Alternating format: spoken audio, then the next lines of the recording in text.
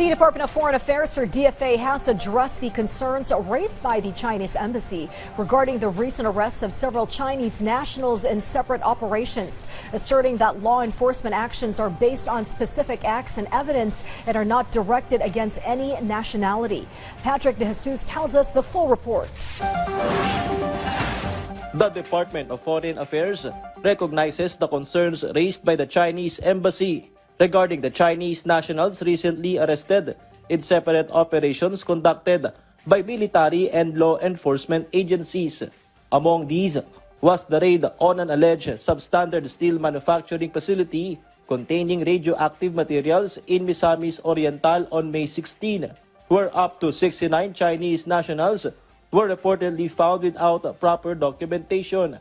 Meanwhile, 24 more individuals were arrested in Panabo City, Davao del Norte this week due to unauthorized employment and questionable immigration documents.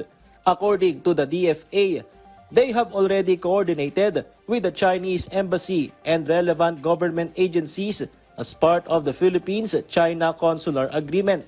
The department added that the Philippines respects the rights of all foreign nationals while asserting that law enforcement actions were based on evidence and not targeted against any particular nationality.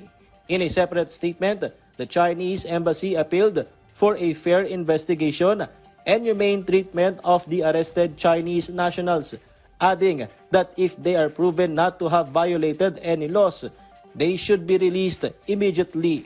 China also said it respects the Philippines' judicial sovereignty, but opposes discriminatory enforcement of the law, particularly if Chinese nationals are being targeted.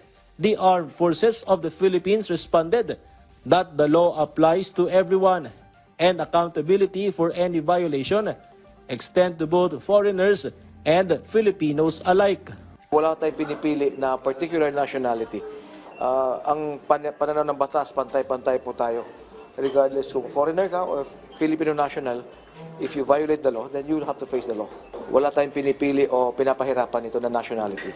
The investigation into the operations remains ongoing, including possible national security implications being examined. Patrick De Jesus from the National TV Network for a new and better Philippines.